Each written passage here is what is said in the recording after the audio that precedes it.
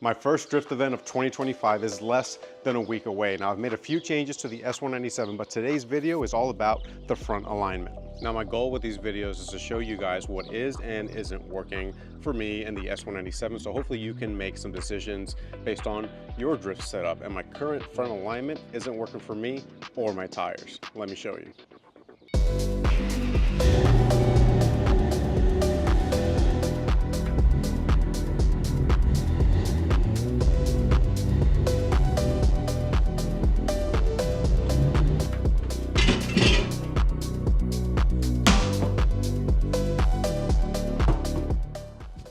All right, this is my front passenger tire, and as you can see, it's toast. It's corded, it's got the sticky prickers coming out, and that's not good considering that this tire has only been to 3 drift events. And if you look, the rest of the tire actually looks pretty decent.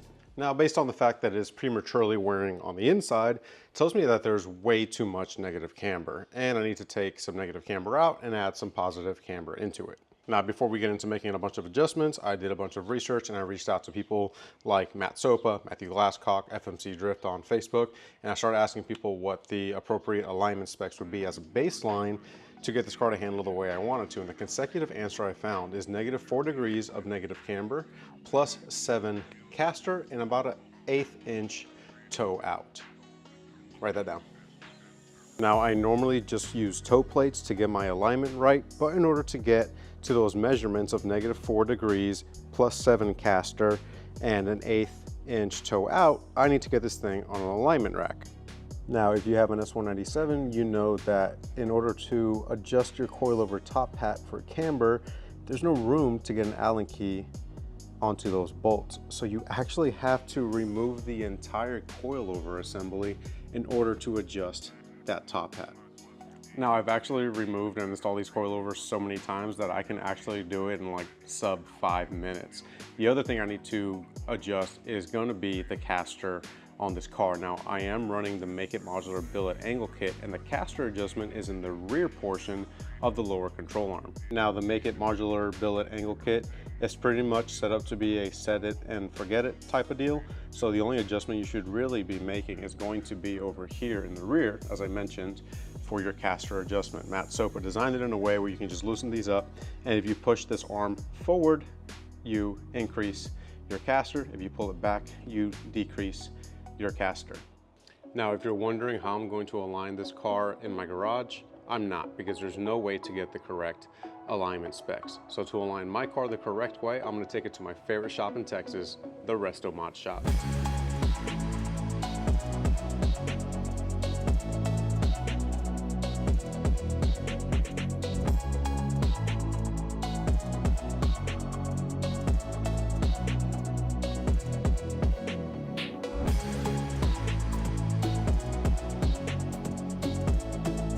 All right, so I just finished getting the initial alignment on the car. Currently, I want to show you guys this because transparency. As you can see, negative camber is at 4.8 on both sides, -4.82. Caster is almost at 7, and my toe is at -1.2 and -1.28. So not bad for an eyeball alignment, but we want to get these numbers at -4, plus 7, and 1/8 inch toe out. So, which is 0.125. So we're really off there. Only thing that sucks is I gotta pretty much take this car off the lift to remove the coilover and adjust the top hats, but not gonna waste any time, just gonna get to work.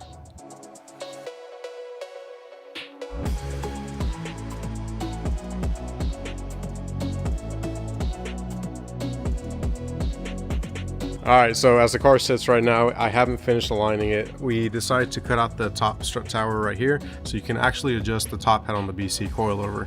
Now, when I get home, I am going to clean up all these edges and then take this off and paint it so it looks nice. But today, we're really just trying to align the car. I also removed the strut tower brace in the front.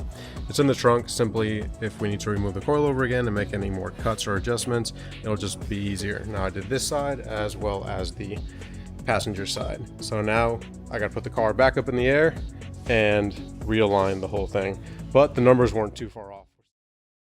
All right, guys, it's actually the 3rd day here at the Resto Mod Shop because I had the toughest time aligning the Mustang, and I want to explain this because it got to the point where I was just so focused on getting the car aligned right that I didn't record anything, and I wanted to get my thoughts right so I can tell you guys what happened.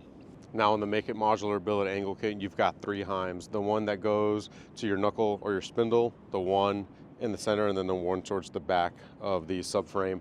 And if you adjust those heims, you can subsequently adjust your alignment settings, right? So what was happening was my driver's side wasn't getting enough caster once we adjusted the camber, so it would max out at like 6.7, where the passenger side would max out at like 7.3. So I wasn't getting that magic number 7 that I wanted out of the driver's side.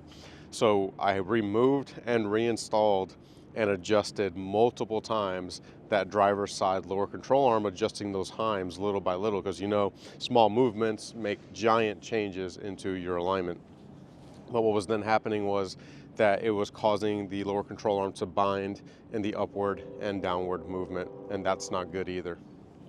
Ultimately, I settled on I wasn't going to get those numbers out of it, so I stuck with -4 degrees of camber on the top hats of the coilovers and 6.5 degrees of caster. That way it's not completely maxed out on either arm, and they could be even. And now, as you know, aligning your car, once we got those 2 numbers where we wanted them and you start aligning your toe, all the numbers change again. So it was a constant battle going back and forth until I got the alignment exactly where I wanted it to be. And that just took, 2 days. So I'd rather do it that way. I'd rather whole ass it and then not second guess myself. What if I would have taken the time to adjust the heims on that lower control arm? So it took longer, but in the end, I think it was worth it. I can already tell the car has a little more self-steer. I'm actually staring at it right now.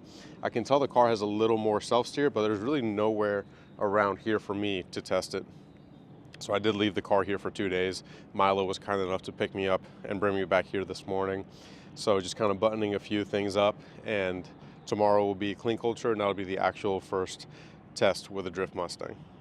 All right, so I pulled the Mustang out, and just to reiterate, I'm gonna throw up here the alignment sheet. I took one photo of it on my phone before I adjusted the toe. Once I adjusted the toe, I had to go in and fine tune the camber and caster again and re-sweep on the alignment machine to make sure everything was in spec. So of course this took a long time, but these are my final numbers.